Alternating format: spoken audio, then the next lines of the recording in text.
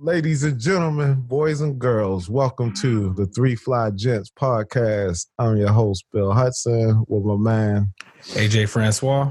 And this guy right here, Travis Taylor. Yeah. How y'all fellas doing this week? We got another week in the books. Right? I'm good. I can't complain. Same old, same. I guess it was, but it's just, I don't know. I'm starting to feel like restless now. Like, damn. Like, nothing exciting just going got on. back from Atlanta. No, I ain't go to Atlanta. Hey, bro, that was wild, son. I couldn't believe that, man. Yeah, y'all was asking for haircuts. You know, y'all seem like y'all was begging for haircuts. I did look at a flight. I'm not gonna lie.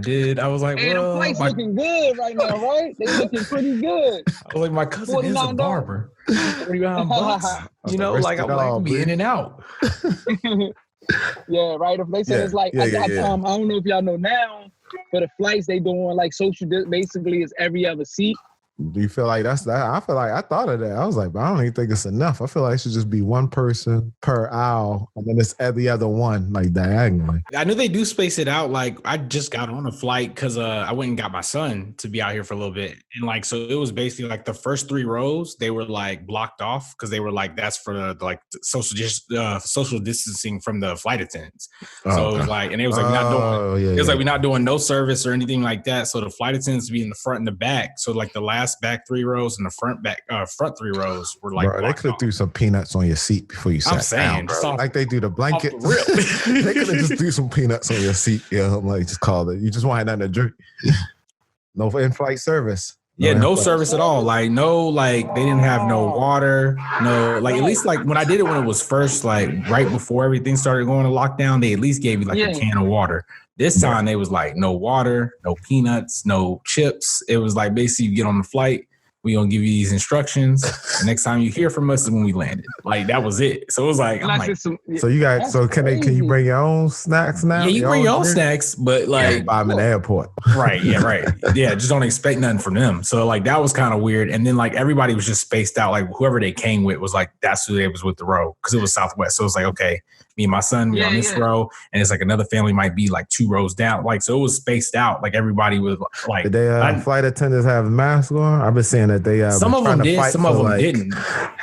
They was like they not making it. Some is making it mandatory. Not everybody is mandatory to fly, and they was asking. But I feel like they was only not making it mandatory because they ain't got no mask to provide for them. So right. I think I just saw JetBlue is the first airline, like the major airline that's gonna make it mandatory for like everybody flying to like have to wear a mask. How you feeling out there though? You up there in the air? Like you feel like closed in? Like if somebody calls, you feel it? I mean, it does feel a little crazy because you like sitting there, you like, man, like it just feels like you feel more claustrophobic than probably like it really is, just because it's like you feel like I'm like in recycled air, you know. So it's like I had a mask on or whatever. Me and my son had a mask on or whatever, but it's like for 3 hours you wearing a mask, like it gets that's what you know what I'm saying? Like like that's what I was my fear for. I'm like, bro, it's no way, like, because I feel like the mask thing is going to become a mandatory thing eventually. Like I feel like it's going to be mandatory. I'm like, bro, there's no way I'm flying 4 or 5 hours with a mask on. Like that's what I'm saying. Like a couple times I had to take it off, and I was like, you know what? I got to take. I was like, I'm gonna hold the breath. I just got to have something, just because it's like when it's on, it gets hot. You know, like you just like.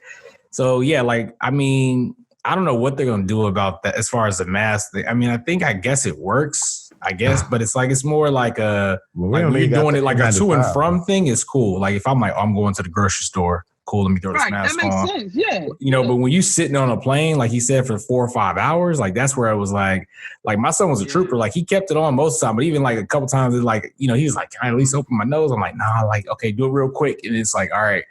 But that part was kind of, you know, crazy, just being in the air for like, that was the longest I had the mask on. Like usually. Did you hear anybody cough? I did not hear anyone cough, but I definitely had my ears perked for people that was like, you know, like I was on like full alert, and it wasn't just me. Like usually if I'm on the flight, it's just me, but it was me and my son. So I was really like, on alert.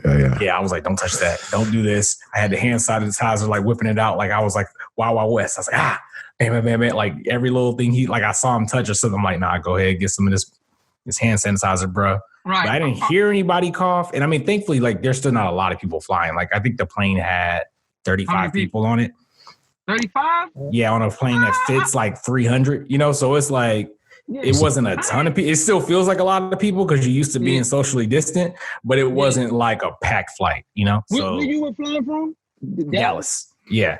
Wait, well, Dallas hub is in for Southwest is in Dallas, right? Yeah. I'm sorry, Southwest hub is in Dallas. Right. So I can see why that flight was because because I'm thinking 35 is a lot now for because the flight that I seen a girl that I know that's a flight attendant. Man, she had like I think she worked for United. It was like every flight that she was on, bro, was like two people.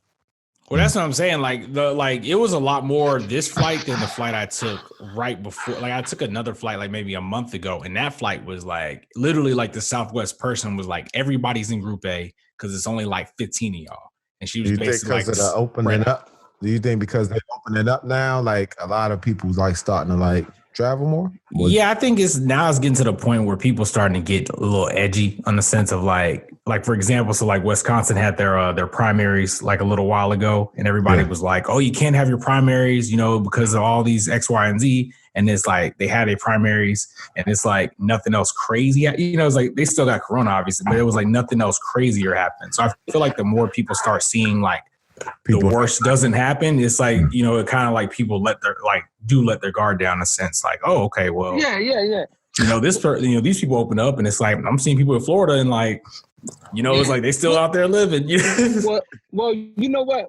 It's funny. I just was I did a one of my YouTube videos. I just talked to my homeboy from Florida to ask him how it was, you know, how it is in Florida, and what he was saying like, the one thing about Florida, what people don't understand of why Florida is like the one that's most rebellious is because they're so used to hurricanes that they know what lockdown means. So it's like I remember like my first hurricane experience down there, I'm like freaking out.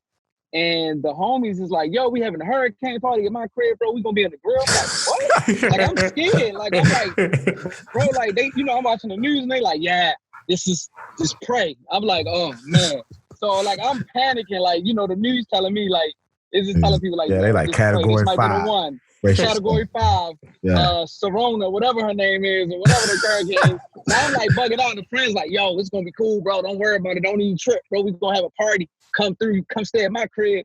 And I'm just like, what? Like, so they used to lockdowns because when Florida has hurricanes, I think Texas is you had the code red where you can't go outside.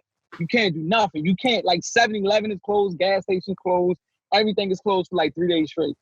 Like, so the reason why they so rebellious is because they so used to it that it's like, this is a norm to us. This is nothing. I know they keep comparing it to a hurricane, but it's like, yeah, but it's not a hurricane.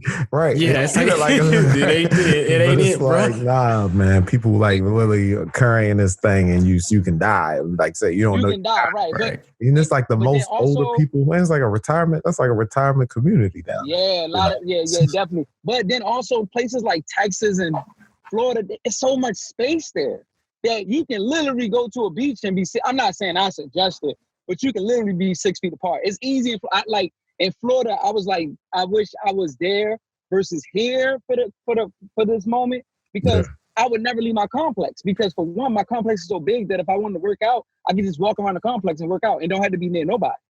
You know what I mean? Like the way Texas and Florida is so big, they so big places that it's easy to be spread it out versus cluttered like big cities like LA. Yeah, you can't ride around your car in a complex here in LA. But, you know, Texas, places that spread it out. Like I'm sure like Montana, where you got one house and the next house is like 5 miles down the street. Right. All those. All the rural areas. Yeah, any rural area. So do you think it's like a mindset thing? Because I was thinking that when we were just researching like stories, and I sent y'all that party that happened in Chicago, like I think last weekend. It was like 1,000 people, and they had strippers. They brought the strippers out and everything, and they was like they had somebody on Facebook Live talking about like, come to the party. If you see this post, you are invited. Like that's literally what. Like I was reading on TV. What was a house party? It was a house party. Yeah, it looked like I seen the picture. Yeah, I seen it. Yeah. It was a house party, and literally it was like, oh, that's the meme going around. Like, yo, if nobody from here get it, I'm going outside this weekend. Yeah. Basically, hey, we gotta thank them for being the front line people. We're gonna see how they, you know what I mean? See what happened with them, and then if they good, then eventually it's like, all right now. But it's like even like what y'all were saying though, like Chicago, they probably thinking like, look, man, I'm surviving every day. So it's like y'all talking about this, you know, y'all talking about this road like this is a season for me. Like it's like it's my life. Like I'm finna go to this party. I'm about to live my life. Right, exactly. See, that's. I mean, okay, is it dying out? Like, is there any more info about? Is it getting better? Is it getting worse? Like. Bro, they was talking about the meat plants, yo. Like the meat plants. It was like it's got like over like 25 cases and like 25 people died. It's not even a case. People died from just working because they was like shoulder to shoulder on the line. Like they didn't like So people was dying at the meat plants to the point where they was just like, oh, we have an outbreak. And they was just going home, going to other people. And it was like, yo, why are these people having a surge? Yo? And it's like, because they're from that. And so I think what happens is probably a lot of the frontline people is probably going to keep it going because they're not staying home. So it's kind of like one thing if it was like everybody stayed home, but you can't because you got to have essential people out there. You got to have bus drivers get people to the hospital or get to work. Oh, yeah, I forgot all about the bus drivers. And so you like basically all you got to do is think you good. And the next thing you know, somebody from there or whatever, you know, pass it on. It's like how Atlanta just had, like, you know, they said they had 200 more cases. And it was like you said, it can't be from this weekend. But if it's like, I don't know if it's numbers in the sense that, because they also is like a delay of reporting, meaning like they saying it's people with cases of it because obviously you had it, you was asymptomatic, just didn't know.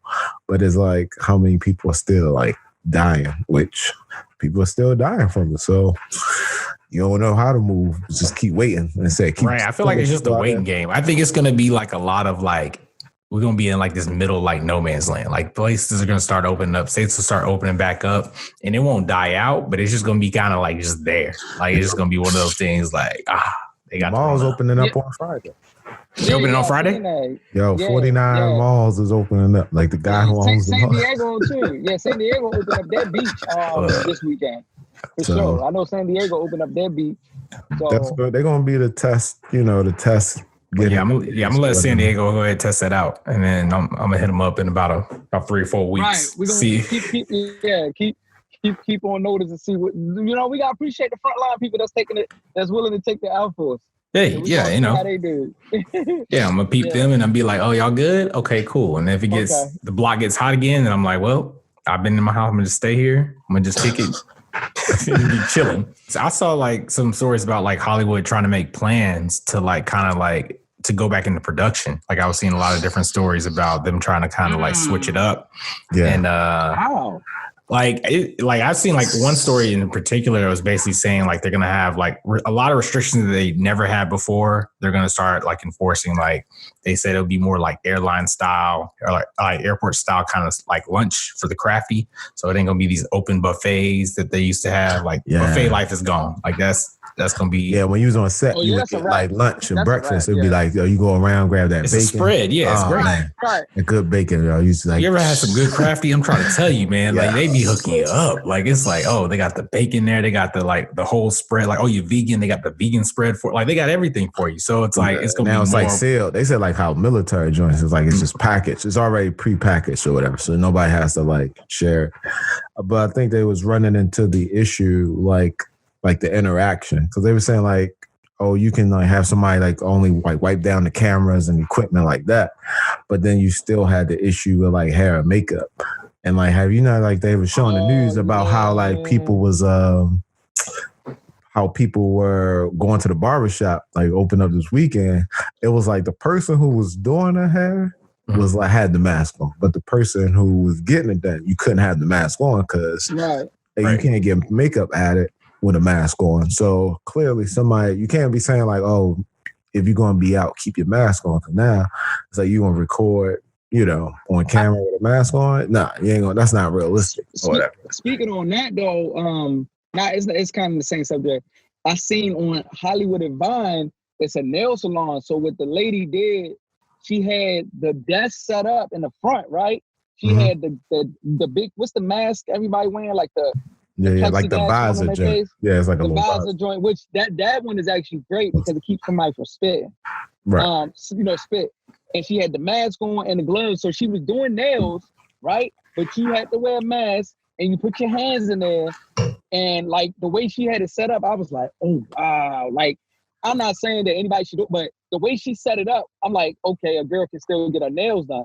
Like, right, but then both of them, that's like, both people can wear a mask. Like I said, but when you're working with a crew and a partner, because, staffing is like, it's not like, y'all going to stay in the spot together, you know what I mean, for 14 days. Right. So that means I don't know where you came from and it came from, and it's like, we about to build this set together. You need to, people to work. I even saw on that end, though, that they were talking about like locking it down in the sense of like, and it would be, they said like the film commissioner said it would be extreme, but basically like if they're going to shoot something for like whatever, 18 days, like the crew is staying there for 18. Like it's not like covering the hotels and everything. Like, right? They're going to get like a block of hotel rooms. They're going to lock them down there. So they'll basically go from the hotel to set. And they're gonna be constantly testing them. So that's the only way. Testing on set too, right? Right. So that's the only way. So yeah, like they're not gonna be able to really like you said, wear masks and things like that. But what they are gonna do is basically like lock it down to where at least they know like the place makes more sense. Like you was on set and you went home to sleep. Like that's where you were at. That's like the 18. Point.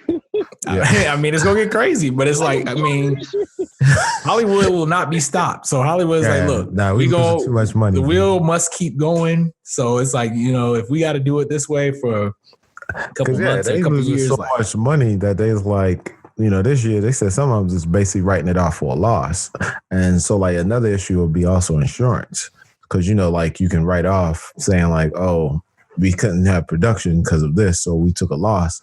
And they was like, they have like millions of dollars in claims in that. So that's going to be another thing, like trying to get your insurance for a set. Basically, people about to be signing waivers, You're going to be signing a waiver, like. Yeah. Oh, of course. That's going to be in the waiver. They're going to include that. Like giving up all liability that if you come, it's at your own risk. And it's crazy because that in the end, they only going to do what they can to protect yourself. So they hoping like, if anything, like that, at least if I had something in my claws that if I got sick or somebody came to set sick or whatever, you won't be like penalized for, getting treatment or whatever. So. No, that makes sense. Cause I was like, I was just thinking, at first I was thinking the same thing. I was like, they can't wear a mask. They can't do this. And then I was seeing like, I saw another Netflix picked up a show that actually, I think it's called Social Distancing. I have to look it up, but it's like a mini series or whatever, where literally like they're basically gonna almost like a trial and error. Like the showrunner is gonna run the show remotely, the director's gonna direct it remotely. All the cast is gonna be recording at their like in their own spaces or whatever, and it's basically gonna be like it's gonna be interesting. It's almost like a social experiment, but just like for a series for Netflix.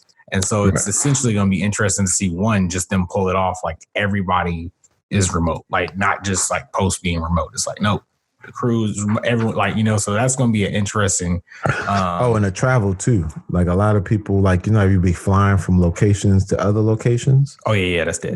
That's done. Like that's done. Trying to do like 5 locations, which I've been looking into. They're going to start doing a lot of like on set, like green screen and virtual sets, virtual production. Yeah, he got the spatial. He can film everything right there in Atlanta. Like he probably like right now he about to run. He about to run it up in Hollywood. That's why I feel like Atlanta got a lot of pressure from certain titans, corporate places that have so much interest, because you got to figure a lot of headquarters down there, and mainly film studios. So I can see definitely a reason why it's like a push to try to get that up. And if he got green screen studios. Oh, yeah. Green screen they about to green screen everything. They're going to green screen things you never thought you would green screen. Like, you'd be like, oh, clearly they're at this house. Like, it's a house. Like, why didn't they just shoot on location? They're like, nah, we green screen. We are currently in meetings, like, just basically figuring out. Because, like, talent is not wanting to be around nobody. Right. They kind of like, is there a way to put my face, y'all filming however y'all film it or whatever, and I come in by myself perform. Y'all just put my face on bodies like that. What's crazy? That's gonna be huge for VFX though, because it's like, I mean, there is a way, but usually that's something like you don't want to do that. It's just like you have to do it for X. You know, like they had to replace. What was that movie last year? They had to replace the main actor, like for the whole. Was it Paul Walker? They did it in Star Wars. Yeah, woman died. They did. It was another one. I'm trying to think. I'll remember it. But anyways, they had to replace, like, just literally replace dude. And I'm like, that's something like it can be done, but it's like now it's going to be like on like even smaller scales, not these like not just the major blockbusters. There's going to be like TV shows, like actors going to be like, nah, I'm not. Well, they trying to adapt the process that the Mandalorian did. I don't know if you've seen that on Disney Plus. No, I checked that out. So basically, a lot of it was just shot on a stage with like these screens as the backgrounds. So they'd be like, if you need to be in a desert, you just need the sky in the distance. Everything was just preloaded as an image in the background. So now I think what it's going to be like, if you got somebody at a bar or interior scenes where there's a lot of people, it's like you have the main at the table, but the background is going to be added digitally, people added digitally or whatever like that. And that way it's kind of like driving, no more driving, because you need a whole crew to jump on a rig, drive, whatever can save putting a bunch of people in the same space is going to be like the priority now. And that's going to be interesting to see how it changes. Like, I'm just interested to see the content, like the difference of like when is really going to be on the writers, to be honest. Like when they writing certain things, it's going to be like, well, yeah, studio's gonna kick you back, Yeah. You can't be like, oh, I want to write this like crowd scenes. If there's anything that happens in a crowd, that's not going to be right. It takes me back to like film school. Like that's how it was. I remember in film school, anytime you would write a script, it would be like, what did you realistically have access to? So like nobody was ever writing a script of like a World War II book. No, like you didn't have access to, you know what I'm saying? It's like, so you write like, okay, I'm gonna write this psychological thriller with 3 of my homeboys that I know I can get for the free. And it's like, you know what I'm saying? So I'm like curious, it's going to kind of take it back almost to film school days to get like people really get creative with like smaller sets, like crews of like, cast going to be like 4 or 5 people. And like, it's going to be somebody to throw money at it. I always feel like it's always somebody to throw money at it to be like, how can we make ours better? Because you're going to be limited. And actually, I think it's going to cost more to go that route, to be honest with you. Well, yeah, that's what I'm saying. I think it's going to be like smaller productions that used to maybe have 1 or 2 VFX shots are going to like start to have 50, just for like simple things of just like, oh, like we had this scene with like 5 people. We couldn't get 3 of the actors that were okay with it. So, we had, so I feel like it's going to start ballooning budgets that like used to be really easy to shoot, where it's like all of a sudden it's going to look like when you watch it, you're not going to think it's like a visual effects heavy show, but you're going to realize how many screen comps, how many split screens and that kind of thing. So I'm interested to see just the content, to be honest. Yeah. Britain's, what is it? The BBC, the people over there, they said they getting ready to start. They about to be the test people too. They about to start shooting and open up. And it's the same guidelines. They actually will be like the guinea pigs or whatever, because their shows was like the Peaky Blinders and their original shows on Netflix. They about to start shooting. So we'll see, how it holds up. As long as nobody be like, oh, we shooting, and then the crew, you hear words like that, everybody's going to just keep doing the same thing. Yeah. No, yeah. It's definitely going to be like interesting to see what like you said, the guinea pigs, the frontline people, they go out there and do it. But I'm just like, I'm just curious to see, like, are they going to like, is it going to change and create this new kind of genre, or is it going to just be like a pigeonhole thing until they like, can we do the big stuff again? I'm just surprised that like everybody's more things is going to be on Zoom, like more shows. It's just going to be on Zoom. Yeah. I feel like anything live, that's what they have adapted now. So they're about to treat that the same way, but it's more like if you want like a drama or like a cop show, like Law and Order, it's like somebody chasing down New York City. No, right. You're not filming no time soon, bro. No. It's funny though, because I just was watching an episode. I've been watching the show Atypical, and literally they got a scene where it's like one of the girls is in college, like away from college, and she wants to host a dinner party. And literally, like you would think they made this episode like 2 months ago, but literally she's just like on the screen on the iPad the whole episode. Oh yeah. And it's like they're there at the party and she's like interacting with them and things like that. And it was funny when I was watching it, like it didn't bump me or anything, but it was just funny to me. Like this episode was out way before they shot and everything way before like all this, pandemic stuff happened. But it was just funny. Like, I'm like, oh, there's going to be so many more scenes like that where they're just going to integrate like, okay, she's away at school. How can we bring this character? But it seemed natural, but it was just kind of a funny thing where I'm like, oh, I'm going to see way more of this. Whereas like it was literally like half the episode was like about her planning this party and she was like literally on the screen, just on the iPad or computer. I think it's going to come down to creativity. At the end of the day, when you need to, creativity, everybody's going to get creative, figure out a way. Oh, people going to find a way especially when money is involved or whatever. Like, we're going to figure it out. How can we get what we need, get this money? That rules everything. Yeah, I think that's it's so funny you said that, because I feel like that's what it is, like on YouTube and all that. Like, I think it, like the money, like I think money ain't even the issue no more. I think your creativity gotta be on a different level right now. So everybody like that with that basic mindset, like how they used to create things, it's gonna be wiped out. Like, you gotta really like you're gonna be resourceful. You gotta open if you can't, it's like adapt. Like, if you can't, like we talked about that last episode, but like if you can't adapt, survive, bro. If you can't adapt and survive, you're gonna be moved out. Like it's gonna be, you could be at the top of your game, but if you can't figure out how to adapt to these new rules, it's like you done. Like that, because even with me, like I had my whole summer lined up for my YouTube channel. Like for my YouTube, like, and I'm like, I had all these vacations planned out, had the videos lined up, and then boom, we got smacked. And it's just like now, the whole summer lineup of all my videos that I have written out is just like done.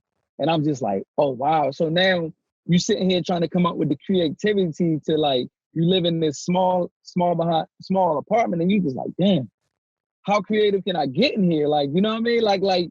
Cause and like that's the real test. I think even for like even musicians and everybody, it's like now your creativity. Like I think what Tory Lanez did, whoever came up with that concept, his crew, that was a genius move right there. You know what I mean? Yeah. Now we got like it's a lot of creativity that's happening out here, and we're gonna flip into that to how people adapt it when we come back. So we'll be right back after we take a short break. All right, guys, we back here on the Fly Gents Podcast. And before we broke, we was talking about basically how people have been creative, like how it forced you to be creative.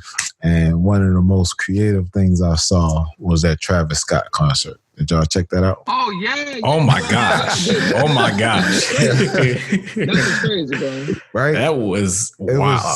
It was more like, because I could see that they would probably say, hey, you just get your game character and you gather around the stage, and it'll just be like watching, and the thing. And it was like, nah, we about to make it like a whole experience, like a 20 that was crazy 100-foot guy.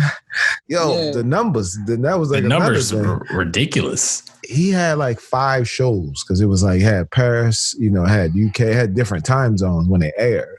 And like each one kept getting bigger and bigger and bigger, It was kind of like that D-nice effect thing. So it's like you getting that big where everybody was like, I don't even play this game. I'm going to create a character just to, join just in. So I can see this move. Yeah, so I can join in. Yeah. And I started thinking how moving forward, like, can this be a way? Because you think of the audience, it's kind of like. That's only Travis. Travis got that. Because that's his audience, right?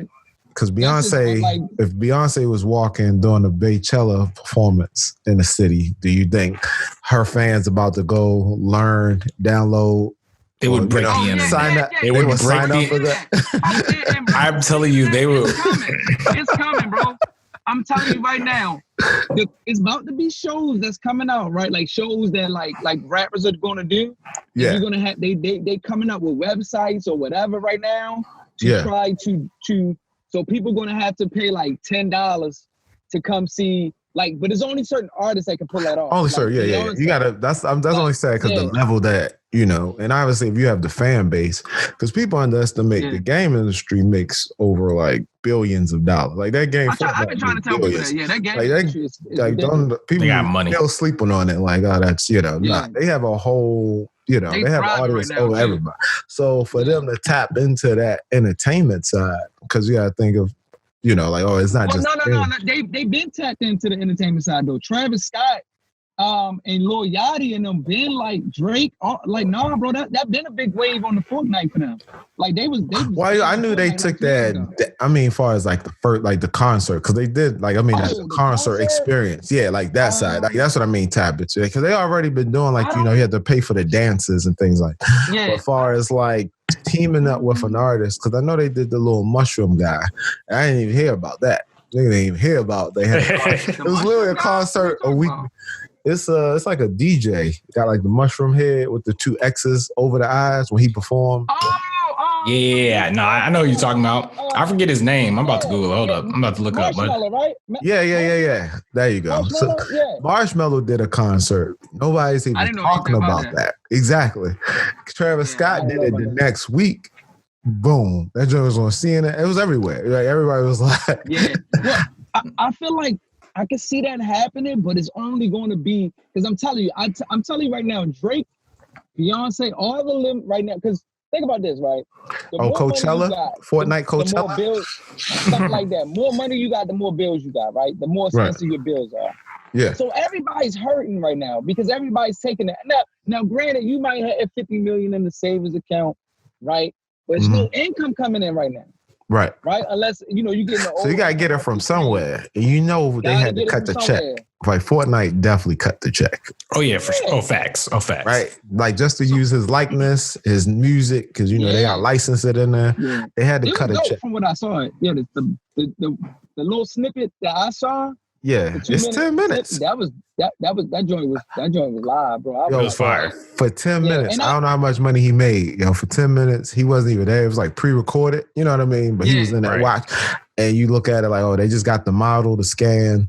You got the motion capture of just performing. Yeah. And the 10 minutes of your tracks. Like, and it's like not live. It's like some DJ just mixes it. You know what I mean? So you think like, man, for 10 minutes. For a show. I feel like some artists are gonna they're gonna ask Travis Scott, like, how much work do you actually have to do for that? I know some guys that worked on it. I want to inbox them to see. Shout out to my man Jim. Bro, I want to see. I want to see get him on the show, man. Get him on the show to talk about that. I want to see if he came in to do the whole thing where they scan you in and do that, or the models just made them or whatever. But looking at that without the band. 10 minutes. And it was also a way for, because he also released a new track, a new song, a single. Mm-hmm. So a part of that, a performance was the music video for his new video. So then it was almost like double, like the launch of something, which is a creative way to launch the music video. They'd be like, hey, what is this from? Why are we flying through space? Oh, it's from the Fortnite event. So I was just like, that's creative. And you respect, like, okay, if you're going to do it out here, you gonna have to do it something big. Yeah.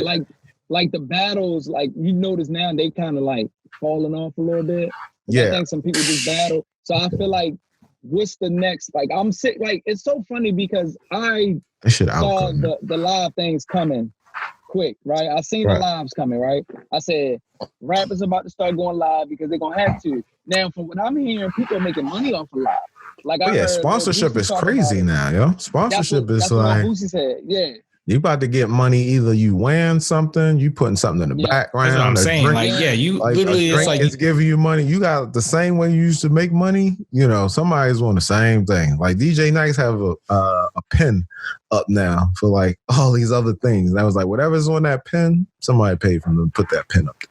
But it's like, fine. I mean, like the IG, like all the like the Insta famous, the IG models and stuff already set that precedent. So you already know these people that are actually huge, big the outfit people. You wearing when you go live. That's what I'm saying, bro. I'm like, they already set that, like they making bread off of like these companies, and like nobody even really knows who they are. They just know, like that person looks good or whatever. So it's like you come and you somebody that actually pulls some weight. It's like, they're gonna be like, hey, throw this Nike shirt on. Throw this, you know what I'm saying? Like, he said something about he charged $7,000 to wear your outfit on live, and I'm just like, people paying it? Like, bro, cost per numbers, right? Damn. I got an Adidas sweatshirt, bro. I best believe if I was Drake and I said I'll wear your Adidas sweatshirt, best believe Adidas is gonna cut a check. They like, how much? Bruh, exactly. Like, there's gonna be so much money behind the scenes, like, because it's all eyes. Now you got, I think it's like over 100,000 people joining these rooms, 500,000. That's insane. People joining a room at one time, which I don't know. I think yo, they should just find a new platform, to be honest. I know they doing it because it's like, yo, everybody has Instagram, but it's like, yo, y'all not even built for. They weren't built for that. They were built for like, no, not. I don't think they ever thought like, oh, there's going to be this many people. To me, I feel like it's only but so many people who can do it. And like I said, after a while, it's like, yo, I know what good music, quality sound like. I don't want to listen to off somebody's phone.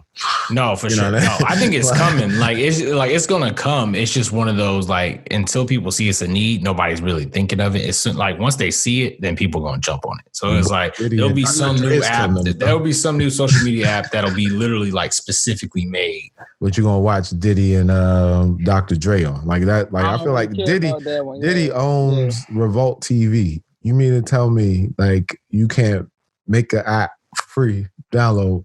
Have everybody watch it, and it'll benefit your company because it's your app. You know what I mean? And you'll get the way better.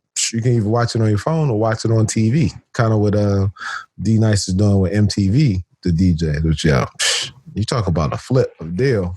That went from Instagram to like, yeah, he gonna be on VH1. I was like, somebody got to explain to me. That might have to be its own episode. Somebody has to explain to me the whole DJ Nice. Like, I knew who he was. Like, I'm not like that. Be a rapper, bro. That's what happened. Yeah. He used to be a rapper, and then obviously, then he ain't as big as he wanted to be.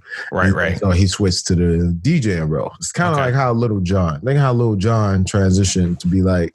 He was like a producer, and he's like a DJ, and so same thing as Dr. Dre. Yeah, he was a DJ, rap producer. Would rap a little bit, but yeah. And then he wasn't a rapper though. And then once his album's not doing the summer, but you still need to get money, so you starting to travel, doing the shows. Everybody in the industry, and so you just became that DJ to go through, kind of like the level like DJ Enough. Okay, I knew Enough. Was he like a DJ for like an artist? Because I knew who Envy was because Envy was Fab DJ back in the day. Right. Yeah. I guess that's where I'm like tripping. I'm like who's like I'm like thinking I was just like where like I guess he's the DJ, but I was like I didn't know the fanfare until like that first weekend where he did he did his first thing that really put him over the top, and everybody just famous everybody, Michelle Obama, everybody jumped in, and like I popped in for a little bit, and then now I'm like I'm not surprised he got the deal because I'm like if I go on Instagram right now. Guarantee he's doing live right now. Yep, he is. So it's like, now he's just been spinning like nonstop. Paid to just stand there, and DJ over that thing. But he basically he wasn't like that. That's what I'm saying. He wasn't that famous enough to be on tour with people. But he was because he was an artist. He was like a photographer too. Like he shot the album cover for Carl Thomas.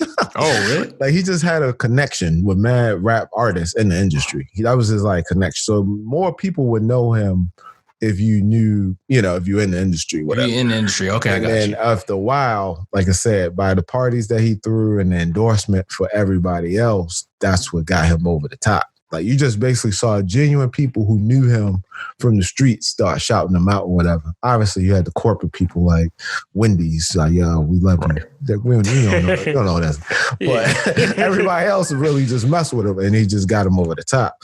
So once he was already known. Yeah, he just had an audience. He had his own audience. He just got to that next level. You know what I mean? It's kind of like, you like local. Right. Next thing you know, you like now worldwide. I think it's kind of like the whole viral phenomenon. It's like, it's always interesting just to study that aspect of like somebody going from like, they post some video or they do something and all of a sudden it just like blows up. And you always kind of wonder, like, at least I do, like, I always wonder like, what made that like video go, just like from this person to this person. It goes from like this dude who shot something in his garage he thought was funny, showed his friends, and then 15 million people see it. And it's like, I always wonder. You know what I'm saying? Like, I'm like, man, I always think. Timing has always been the X factor. I think it's timing, man. You got to do something that's crazy that somebody also sees it. So then you got to have the audience for it. And then the person that endorses it, because that's how it gets shared. It got to be entertaining enough that can be shared through it. And then why it's shared, that's the thing that's the variable that changed. So it was kind of like, you just kept seeing people saying like, it's a DJ. Like people was ascending like the thing. Like I wasn't he not even on my feed. I say Snoop though. Yeah, once I saw Snoop, Yo, CNN did it, bro. I saw CNN. I saw Michelle. Like I saw CNN, Michelle Obama, and I was like, "Well, that's a wrap." That's what kept people watching because people kept shouting out new celebrities. That's what happened. So he was just doing his thing, and then CNN started just saying they put him on it. And then once they put him on, then you start saying like Oprah, you start saying like Michelle, bad people just coming in. Then you start saying like Bernie Sanders, like all the people running for election. I was like, I need to get in here ASAP. Joe Biden, and it was like, all right. Then it started getting crazy because then you start saying Wendy's, Instagram, like start tweet, like the company is now tweeting us, like saying, yo, we in the building, throwing fire emojis. And so once you start, now people are only watching just to see who's in. And then when he hit 100,000, people started screenshotting it, saying like I was in the room. They would comment and say I was in the room when he posed or whatever, did the little thing point. No, I saw that. I saw when they got shouted out or whatever. Like he shout out the number and they happened to be the person that came in. So think of the algorithm now. So now everybody asks this guy, tags him in the photo that says, yo, he's going to start trending. So now he's like trending on Twitter. He's trending on, you know what I mean? And then it's just wild. I was just like, man, I did not expect, because it's like what he was doing. Like, I feel like he was doing something that I saw like multiple DJs do at the same time. And like when I jumped in, I was like, what set him apart. One, I think two, he was DJing in a way that he was playing like B-side records and the whole record. And the fact he was playing things that was like, yo, you playing for like 9 hours. It was also starting to show respect to his craft. You know what I mean? Like people was like, yo, if you can go for 9 hours, because he started like 3 and it was still like at like 10. Yeah, I think I took it was like 9 or something like that. Anything happened because he's been standing in front of that, you know. Well, that's why I'm confused now. I'm like, he must be getting a lot of money because I'm like, I swear, like, no he's lie. Paid to be up. Oh, he's probably up now. Yeah, he got the midnight hour. You, every time I pull up Instagram now, I see him like going. I'm like, it's like 10 in the morning. Like how you were saying, though, they were doing that. Like, cause I know a couple of DJs from Baltimore, like DJ Booby.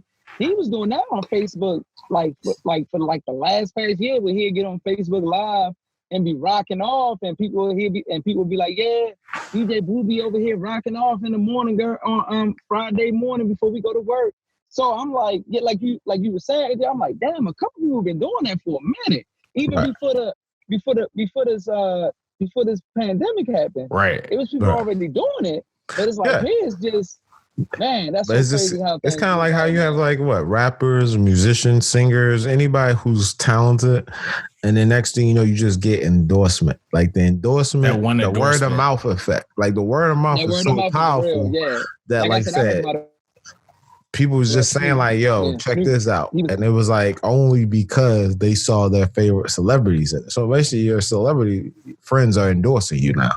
I mean, the word of mouth thing works like with anything. Cause it's like, I mean, even like anything, bro. Like I remember coming out to LA and it was like, I had the same skill set that I have now. Like, yeah, I've learned some things, but it's like when I first came out, couldn't get a job, couldn't get an interview. Then all of a sudden I had people with like clout, like names, like in my industry, like vouch for me. Then it was like, oh, AJ, you must have been in the industry 10, 15 years. And I'm like, nah, I got the same experience, but because I got these people saying I'm good, they like, oh, come right here. And I feel like it's kind of that same thing. Cause it's like, there's a DJ out here, DJ Artistic. Like he would do sets like that just randomly. Like he would just be like, I'm gonna do a playlist and just like on a Saturday just because. So then once the lockdown hit, I feel like he was just like, all right, bet. Like I'm gonna just go ahead. Anyway. Yeah, I'm already doing this anyway. I was doing it for free anyways. Like, what else I'm gonna do? All my events canceled. I'm gonna go ahead and do this. And it's like, you know, he ain't like, it's like, it's dope. Like I jam to him, but it's like the fanfare is not the same. And so that's why I was just curious. Like, it's like, it always like blows my mind in general, just like the whole, like what pops off, what doesn't pop off. And that's why I was like, man, I'm like, I know we didn't talk about adding this topic, but I was like, I just had to ask about the DJ Nice thing. I was like, I was racking my mind about it. That was the come up, bro. That was the come up because now he got enough views to leverage the numbers, like the data, the insight data. Yeah. That he can just flip it to like, when somebody say, yo, I want you to wear this hat, like they didn't get a hat deal if he want. Like, they's like, yo, we want you to like this drink. This right. I was saying he could have literally a bottle of like whatever. Like he was smart. He just teamed up with Michelle Obama. She was like, yo, give people the vote. You got the platform. Here you go. It's like, I got you. He definitely caught a bag for that. Yeah, so I'm not even hating on him. I'm like, man, salute to him for go ahead, there's always gonna be people capitalizing off of a situation, like whether it's just recession or whatever. Bro. You gotta adapt. That's what I'm saying. It's all about adapting. Yo, speaking of adapting, you want to hear the crazy version of somebody adapting? Why does restaurant switch to a drive-through strip club, yo? Bro, I promise you, when you told me this story, bro, I thought you were like, I didn't believe you. I had to I was like, no, this is not real. So you sent me the link, bro. It's a restaurant in Oregon, Portland, Oregon. And basically, when they had to close down, because of the thing, they was losing business. He was like, yo, a live entertainment company reached out, was like, hey, if we set up some tents and some stages and some poles, would you guys be interested in, this partnership? And the guy was like, yeah. And they basically set up these guardrails. And so your car could drive down. You place your order and then you drive down these guardrails. And while you're waiting for your food is like these dancers on the other side of the guardrails, but it has like a tip bucket on the side of the railing. So you can just basically tip while you're waiting for your food. And then once your food comes, you pull out the tent or whatever. He was just like, yo, yeah, I keep my cooks. Of course, they show the footage of them baking wings or whatever. Just cooking chicken. So you got to keep my cooks hired. It keeps my waitresses, my dancers. I can keep my staff hired by adapting to this mentality. Part of me is like, it's just crazy. The craziest thing Yeah, that's wild. Then the other part of me is like, well, how you get people into your doors, But I mean, I did think, because you think about it, bro, it's like, okay, on one hand, it's like, because there's some industries where you just like, all right, I just got to go home. I just got to take this L, get my unemployment. That's all I can do. And then you think about it, it's like, okay, like if you run a strip club, you like, man, we killing it. Life will always be this good. Like there will always be people that come to the strip club. Then the pandemic hits you. You like, not only does it make your business close, but it's like something that affects where you like, people ain't going outside. You know what I'm saying? Like people are like, So shout out to him for the innovators. Like he just sit there like, you know what? I'm gonna partner with this restaurant because it wasn't his restaurant, right? He just partnered with. He had a brick and mortar business, but because he had to close down because of the social distancing rules. Right. And so if you only can get food to go, it was kind of like the situation. You got to lay off pretty much everybody except the cooks at that point. Well, no, you got to basically say that it's not a club anymore. Like that's the thing. He was like a nightclub. Right? You're not open. And then once you say, oh, now I'm a restaurant with to go order food, now I'm actually essential. And so so he was a nightclub, but had like the buffets that they be averaging. Like they'd be like Tuesday, get your $5 wings. Like exactly. This, okay, he was that. Okay, I got exactly. So it's kind of like you're not going there regularly. Like if you tried to go there regularly, you didn't have the to-go system set up. Nobody cares enough about. Your wings ain't that good, bro. Like ain't nobody So once he set up the drive-through like tent area, whatever, it's just like a carnival, like a fair. You just pull into the parking lot and you just go around through this thing. Now it's like you giving people the reason to come out to get these. Because I heard of another a restaurant that was essentially doing something similar, but basically what they were doing is like having the girls, I think it was Oregon too, but they were having the girls deliver or whatever. So they were coming to deliver. And so it was basically like bringing the Hooters to you. Like, it's like, okay, we gonna bring the girls to your door. Like, trying to get like Sonic. Right. Yeah.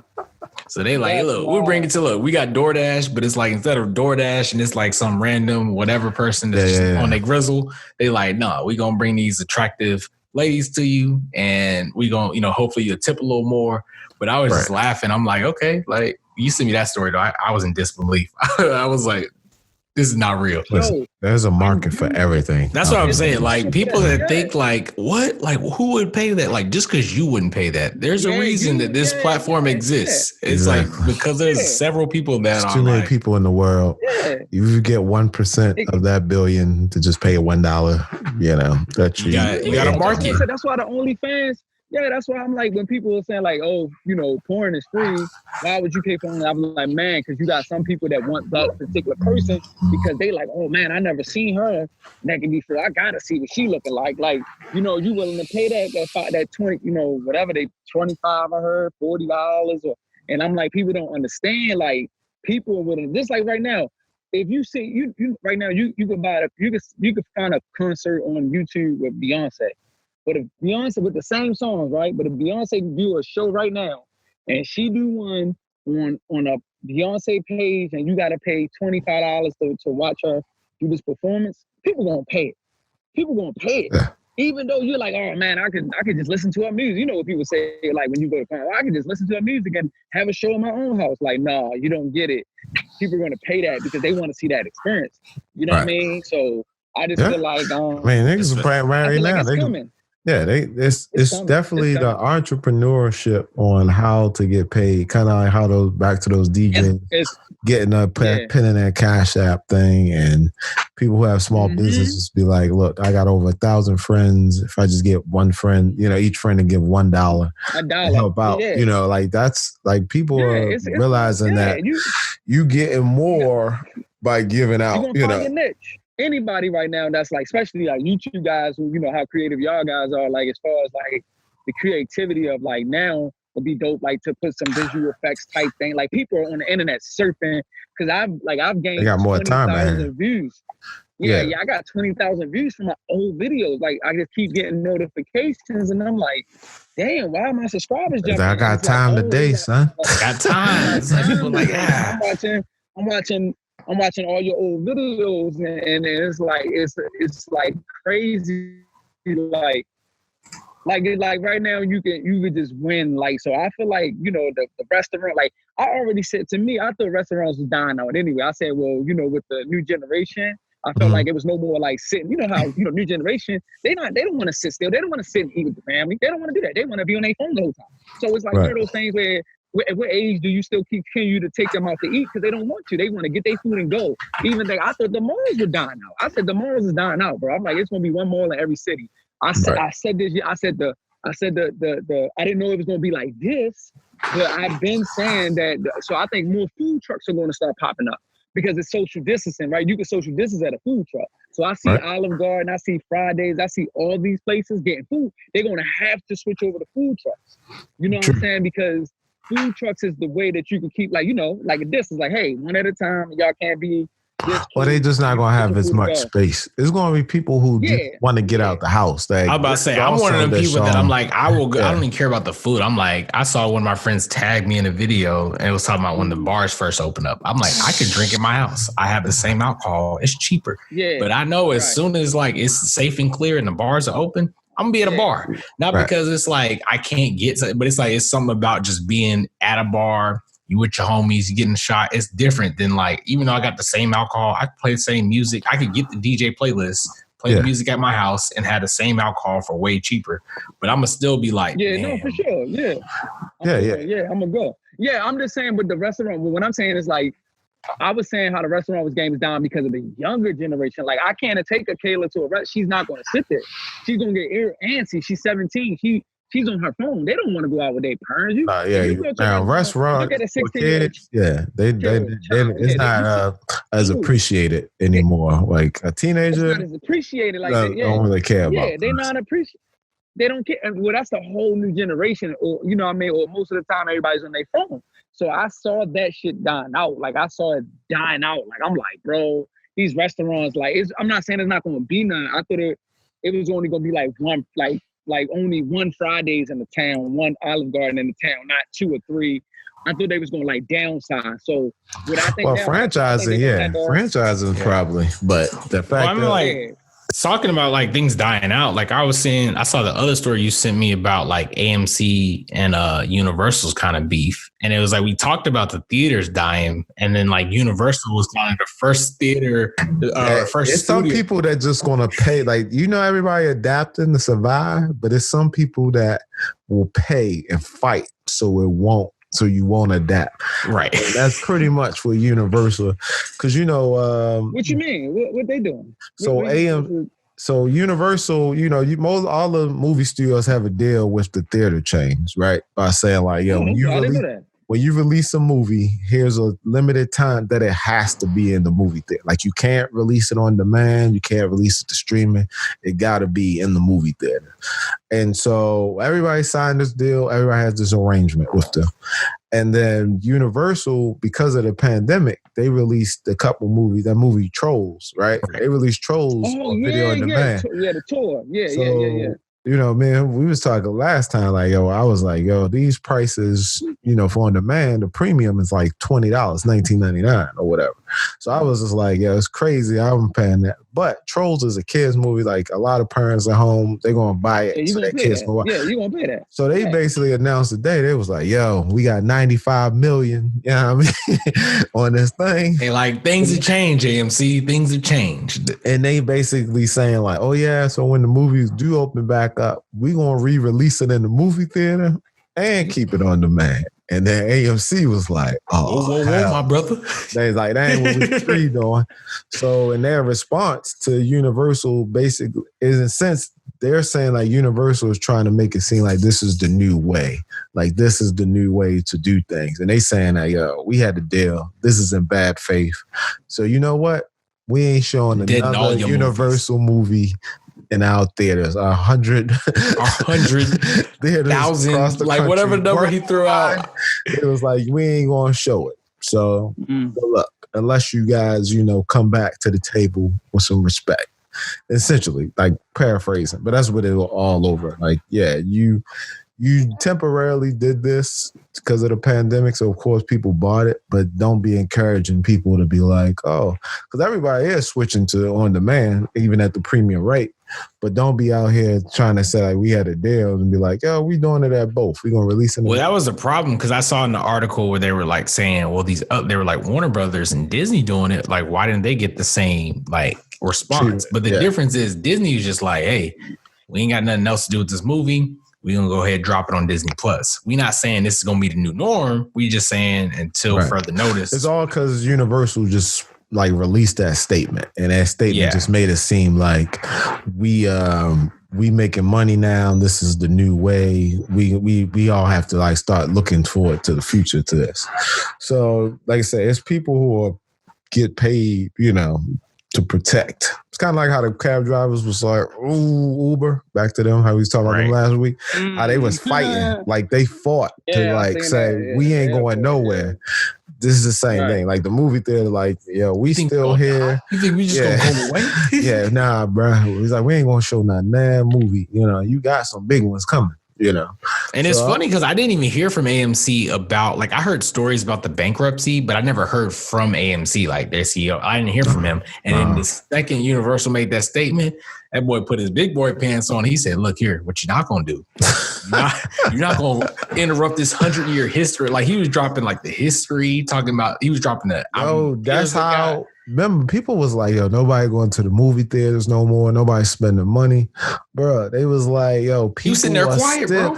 People are still going to movie theater prices is going up. People are still going just because, again, you paying for the experience just to be like, I was there opening night. You know what I mean? Everybody. Even my son, like my son is about to be 4, and even he was like talking about like, I remember watching Toy Story on the really, really big screen at the movie. You know what I'm saying? Like it's something different about like just watching a movie like surround sound. It's experience. Yeah, it's an experience where that's what you're paying for. Yeah. So that's what they trying to. Right. Yeah, exactly. You try to remind them. Like, don't forget. You can have that video on demand stuff you want. And he even said in the letter, he's like, the only reason why you got those numbers, because trust me, we did the research. And they said in their research, nobody wants to pay more than $6 to $8 for a rental. And they said, he's not wrong. He said, but, and I was like, we just said that last week. I was just like, yeah. And he said, only reason you getting this is because basically parents at home with kids running around with nowhere else to go and stay at home in orders. Of course they're going to buy this movie. Look, when I was in Texas, literally like my mom was like, so we finna buy this movie. So we paid the 20. So y'all saw Trolls? Yes, I saw Trolls. So I was part of that 95 million. But best believe, had that been in theaters, I would have gladly taken my son. We would have gone to the theaters. So it is like inflated numbers. But I get what Universal is trying to see is like, it's a balancing act. You know what I'm saying? So it's like you come in and you're like, well, is this the new norm? I want to be in front of it. You want to be the first studio to be like, look, we do both. But at the same time, you also got to take into consideration everybody on politics. Yeah, it's like, you know, that's at that level. It's like millions at stake. Yeah, where they messed up is Universal shouldn't have said anything. They could have like basically just like noticed the numbers and been like, this is interesting. And then that's all they had to been like. They just could have been like, look, this is interesting, and then we'll see where this goes, and just be very vague, you know. Look, at this point, bro, basically they're going to go back and try to fix this because they can't afford to lose out on those release dates, those box office numbers. But we about to wrap up, so we're going to take another short break, and then we come back. We'll wrap this thing up. All right, and we back. So it looks like basically we did like hit all the topics. Was there anything else? I think we got the Travis joint. We didn't talk about what was you about to say? I was about to say, graduation's on Zoom, bro. That's what I was about to ask. Would you go? No. So I was trying to. Yeah, it was like, we just going to do a Zoom for your graduation. It's like, wouldn't you just rather them just mail you your degree or whatever? I'm gonna just speak for my brother is graduating college. He's supposed to walk in May. Like we had it all planned, and even he was kind of like, I think they mentioned something like that, and he was like, just give me my degree. Like it's just like it's like appreciate the gesture. Like you don't want us to feel left out, but just speaking from I guess his perspective, like I don't think. There's some things you can't replace. You know what I'm saying? Like it's some things you can do. The purpose of it is walking, right? Ain't that the main? Yeah. The main point is to walk across the street. It's to walk across the stage, and you got your crew. You your degree, and everybody. They hand you your degree, and then your whole crew, your whole family, they just make more noise than everybody. Like it's basically a challenge. It's basically to be like, I'm gonna walk across the stage, and like I want my team, my support system to outdo everybody else's support system. Right. So I feel like you just doing a Zoom thing, like, okay, I can get the commencement speech, appreciate you, Oprah, hold it down. Like, you know what I'm saying? But it's so what you're going to get dressed in your robe, right? Right. And be in your living room with your family and friends. So everybody gather around the computer. And then everybody gather and then watch Oprah speak. Or whoever the special guest is. So all the schools, everybody's going to have a special guest speak. And just say, this one is open. And then after she speak, you just basically turn over your thing. You turn your tassel over and then you turn around your family. You just dap you up, I guess. Yeah, they celebrate. Okay. But that ain't the same vibe, bro. Like, you know, I mean, I respect it. Like people have been hella creative during this time, you know, but you can't win all of them. You know, sometimes you gotta take some else. Yeah, that one is definitely that one ain't going hit right there. Yeah, because it's just something about that feeling that ain't gonna be the same. I mean, I just remember being in the graduations, and like I graduated in Texas, and it's like they would come and they had a sign. I don't know about y'all graduation, they get a sign and they would say like no loud items, like anything, you're gonna be kicked out. Oh yeah, for sure. But every year, without fail, rules don't matter, bro. Don't matter. There was gonna be a foghorn in there. When they say hold your applause to the end, Nah, B, it didn't matter. And then there was gonna be that foghorn that DJ foghorn everybody played. You knew that was gonna be there. And it was like, what you gonna do? Nothing. And it's like just that energy, like everybody, like basically everyone's there and everyone's in a good mood. You know what I'm saying? Like everyone's like their kid, it might be their son, their daughter, their niece, their nephew, whoever, but everyone's in a good mood. Everyone's seeing this great achievement. And like I respect them trying to do something, you know. Like you would have to put like how many people in the graduating class? What, like 100, 300, whatever? Yeah. Only way you can do that. Yeah, that ain't definitely gonna work. You basically gonna have to get like a big 100-foot stage screen or whatever, and to put everybody's like Zoom video in it, and just have Oprah talking on the mic in the arena, and then that's it. And other than that, somebody can be like, "Yo, Oprah called my name," but she's not even calling your name. She's just giving a speech. She's just giving a speech. And that's the thing where I'm like, at least if she was calling your name, maybe like you say, be like, Oprah called my name. I got that. It's a sad day, bro, for those people. Because, you all the activities that happen as a senior, like it's no class trip, it's no proms. Is prom still happening? Nah, right? Yeah, I think, prom's still a thing. No, is it happening? Oh, no, it's done. It's dead. No, it's dead. Yeah, it's done. They done. My God. I mean, even the summer graduations are done. I was like, you paid these dues? Are they getting their money back? What's happening? They should. They should get their money back for the dues. They got to get that back. Yeah. All I know is my brother sold me a check. My brother posted on his thing. They sent him a check, and it was like $27. Did they deduct some? Oh. They must have deducted. So he said, y'all could have cashed at me this. He was so mad because it was like they were supposed to get more back. He got a letter in the mail. And it said $27 and like 10 cents. He was like, well, appreciate you guys. Thanks for that. That stuff is expensive. I said, besides the yearbook, that's the only thing you actually get in your pictures. I was like, man, goddaughter was getting her dress made. Oh, man. You trying to get it taken care of early, put those deposits down. Right.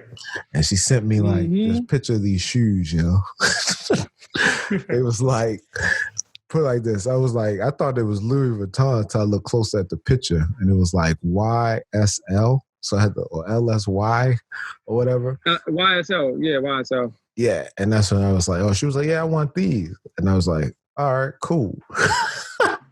I'm just surprised, bro. And then, exactly. Yeah. But then I couldn't be mad because I was like, got good grades, A's, taking college prep courses. And I always told her, I was like, we destined for greatness. You work hard for what you want. And I say, if that's what you want, that's what we're going to get. So I couldn't even be mad because I told her, I was like, you're a young queen, get what you want.